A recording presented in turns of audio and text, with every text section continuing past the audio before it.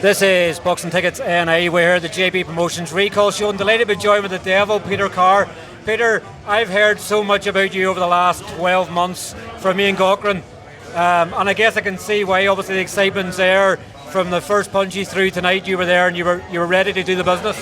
Yeah, I tried. I wanted to take my time, but I'm not saying unfortunately, but it came out to where it was a quick stoppage. But I tried to take my time, but it came into a stage where he did take it hard. It's just the fact I'm a townie. I'm not going to back down. I'll stand there in front of you and understand. But I'm glad, I got the win and it was a good scrap. But fair play to him coming over, but now it's just on to the next now.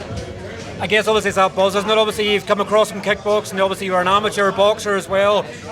I guess obviously this came over a period of time. Obviously Ian was trying for ages to get you to come across. You were trying, I think, for the Olympic qualifiers, was that correct? And did you break your leg or did you break your arm? Oh, in the Olympics, the European Olympic Games, not the Olympics, European Olympic Games, I snapped my arm in half. My first fight in the first round, and I continued on for 2 rounds. And I had to fight on with a snapped arm. But no one knows that, People thought, I actually had a snapped arm and I had to fight on. And I'm proud of myself for fighting on, I didn't get recognition over that because you don't have a medal. That's what, but to me, I don't understand how I fought for my country in the European Games with a snapped arm. I got nothing for it, That's why I think it was time for me to move on. And I'm grateful that I met Ian. Ian took me on. Even though I'm a kickboxer and what I have, he trusted me. Now he knows. Now he understands why he can trust me, So I'm glad I turned over now. I guess when you're in kickboxing, obviously you break your arm during a fight. You can obviously still use your feet. Obviously what happens in boxing, you're screwed. You can't do anything else. But how's the harm healed? Was that a clean break and it sort of healed very quickly? It was really so. I broke it in 2 places and then I had to cast on for 3 weeks. And then I was messing with someone and I tried to spin an elbow and hit the fridge and broke my arm again. But when I did that spinning elbow, 2 days later I was meant to get an operation. Well, when I hit the fridge, my bone moved back into place.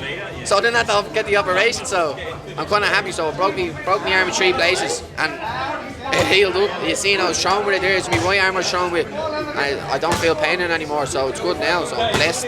I guess obviously kickboxing does that. People obviously we see so much. Obviously we see it in boxing a lot sometimes where the mentality of a boxer sometimes will quit when the going gets tough. Obviously your mentality from kickboxing, you're obviously taking kicks to the face and everything else, so you've come from a very strong and durable sort of sport, and we've seen with obviously people switching over, David Ryan, Jimmy Morrissey, these guys obviously just happy to get in there and dust it up with anybody straight away. I guess you're the same mentality. Yeah, true. I'm not saying that no one else is, but look at the likes of David and Jamie, look how tough they are, Kickboxing's different, and I could say to any boxer, spar me then, let me kick you and see what you think.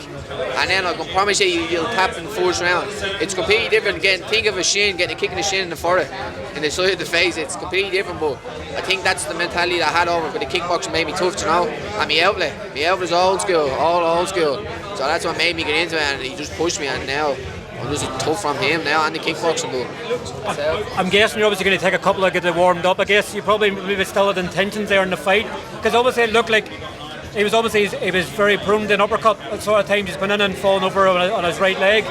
Sort of maybe times you're sort of going, geez, I could actually kick him here or something like that. You're sort of maybe going, no, I have to remember this as boxing here.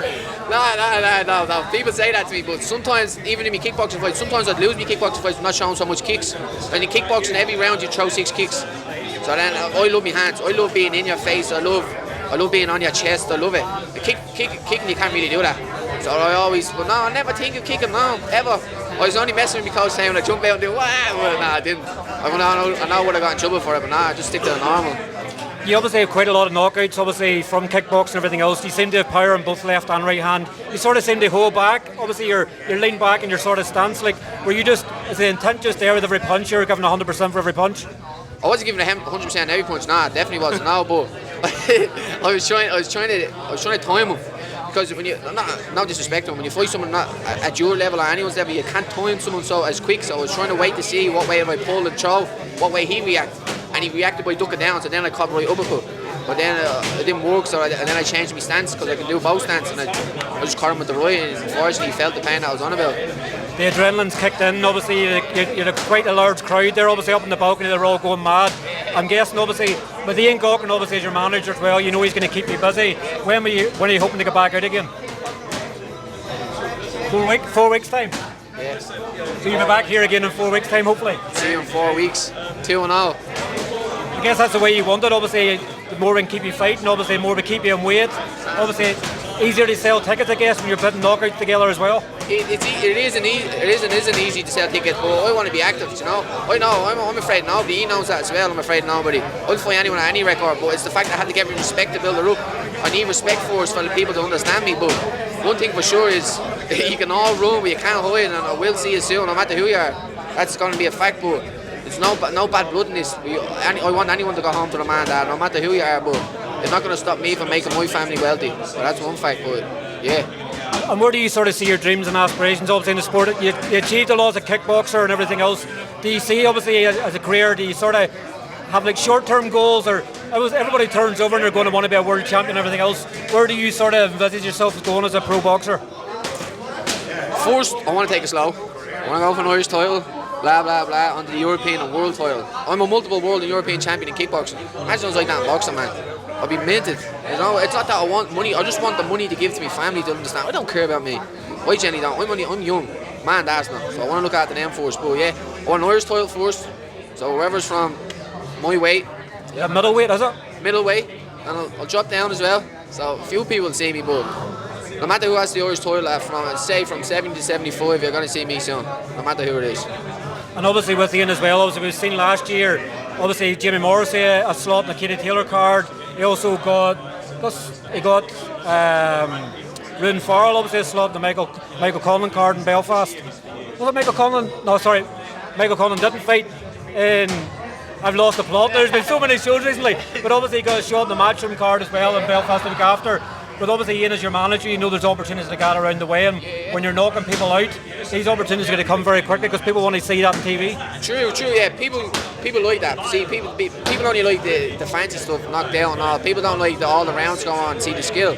But no, on the line, when I find someone that's going to be better than each one, it's going to take longer to knock someone out, this and that. But I can guarantee if I hit you with me left or right, you will feel it.